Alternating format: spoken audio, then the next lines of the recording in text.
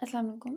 Today we are discussing about past paper January 2019 FCPS. तो इसमें पहला क्वेश्चन है ट्रू hermaphrodite की कैरियोटाइप। ट्रू hermaphrodite की जो मोस्ट कॉमन कैरियोटाइप है 70% वो 46XX है। इसके अलावा XY B C ऑप्शन भी हो सकते हैं जैसे XY है XX XY, लेकिन 70% ये हमारे पास 46XX है, मतलब ऑप्शन है। इनमें बायलैटरल वो टेस्टीज़ होती हैं, फिनोटाइप इनकी मेल भी हो सकती है, फीमेल भी हो सकती है, और अगर आपने इनका डायग्नोसिस कंफर्म करना है उसके लिए आपको गोनेडल बायोप्सी करनी होती है। तो हमारे पास सेकेंड सिनेरियो है जिसमें एक 13 ईयर ओल्ड गर्ल है जो कि HMP और पेटिकियाई के साथ प्रेजेंट की है, और उसका BT और EPTT दोनों प्रोलॉन्ग है, जिसमें AB जैसे आप देखें APTT और BT ब्रीडिंग टाइम और EPTT दोनों प्रोलॉन्ग है। तो इसके लिए आपने एक टेबल याद करना है जिसमें ये सिंपली मैंने नीचे बताया हुआ है कि हीमोफीलिया में APTT चाहे टाइप A है या B है, दोनों में APTT प्रोलॉन्ग होता है। वॉन विल्सन डिजीज में APTT और BT प्रोलॉन्ग होता है। वारफेरिन में INR और PT प्रोलॉन्ग होता है। लिवर और डिजीजेज और विटामिन K में PT APTT और DIC में ऑल। ये टेबल आप देख सकते हैं, ठीक है। तो इसके अकॉर्डिंग अगर आप देखें तो AB मतलब APTT और BT किस में प्रोलॉन्ग हो रहा है, वो वॉन विल्सन डिजीज यानी कि ऑप्शन B है। फिर क्वेश्चन नंबर 3 है जिसमें एक 18 ईयर ओल्ड गर्ल है जो कि प्रेजेंट किया उसने हैवी पीरियड्स के साथ। उसका पहले HB12 था और अब 9 पे आ गया, मीन्स के ब्लीडिंग इज़ हैवी। और अगर इतना सा ऑप्शन दिया होता तो आपने उसे ट्रांजामीन दे देते, लेकिन वो आगे उन्होंने बताया कि diagnosed with von Wilson disease. तो जब वॉन विल्सन डिजीज़ आ रहा है तो उसमें बेहतर है कि आप इसमें डेस्मोप्रेसिन नेजल स्प्रे को टिक करें, ठीक है। तो option C. Then 30 old with HMP and keen to conceive. अब एक नली पैरा है और वो कंसीव करना चाहती है, लेकिन वो प्रेजेंट किया उसने HMP के साथ।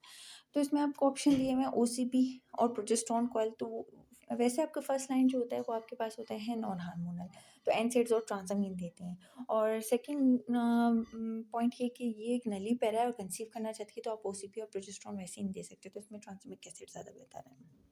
बाकी ये टेबल देख लें। Most common complication of vaginoplasty, stenosis, retraction, vesicovaginal fistula, rectovaginal fistula, scarring. तो मोस्ट कॉमन जो है ऑप्शन ए है। Patient with productive cough at 22 week, hemoptysis and greenish sputum, night fever. तो most probably she is suffering from tuberculosis at 22 week of pregnancy.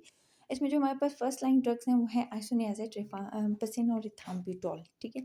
और अगर first line drugs से resistance हो तो फिर आप उससे ये भी दे सकते हैं pyrazinamide for the first 2 months, ठीक है।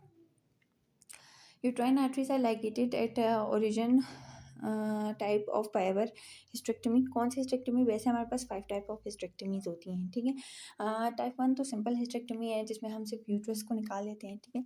अच्छा, टाइप 2 को मॉडिफाइड रेडिकल भी कहते हैं और टाइप 3 को रेडिकल हिस्टेक्टमी कहते हैं।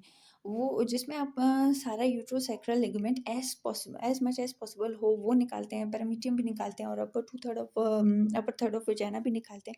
साथ में जो यूट्राइन आर्टरीज हैं वो उनके ओरिजिन पे लाइगेट होती हैं, उसका वो है टाइप 3, तो ऑप्शन सी। अल्ट्रासाउंड पे then ultrasound done showed complete mole. अब कंप्लीट मोल आ गया। Most appropriate regarding complete mole क्या है? जीनोटाइप 46XX, ट्रिपलेट जीनोटाइप, जिन और सिग्निफिकेंट रिस्क बीटा HCG या 2 sperm fertilise single ovum, complete mole. अच्छा, अब इसमें ये होता है कि आपके पास जो जीनोटाइप है 46XX, कंप्लीट मोल की जो मोस्ट कॉमन प्रोबेबल जीनोटाइप होती है वो है 46XX। और इन ये कैसे बनते हैं? 80% डुप्लीकेशन ऑफ सिंगल स्पर्म से बनते हैं, जिसमें एक सिंगल एम्प्टी ओवा होता है और जिसको जो है एम्प्टी ओवा है, जैसे स्पर्म फर्टिलाइज करेगा उसके बाद डुप्लीकेट हो जाएगा। तो ये 80% इस तरह बन रहे होते हैं। तो इसमें 2 स्पर्म फर्टिलाइज सिंगल ओवम ये वाला ऑप्शन नहीं होगा, ठीक है। तो इसका ऑप्शन आ रहा है option A. 10 during hysterectomy a structure was cut which drain into left renal vein. अब कौन सा स्ट्रक्चर होता है जो कि ड्रेन कर रहा है लेफ्ट रीनल वेन में? तो आप ये डायग्राम देख लें, इसमें लेफ्ट रीनल वेन में लेफ्ट ओवेरियन वेन ड्रेन कर रही है, ठीक है। Thank you.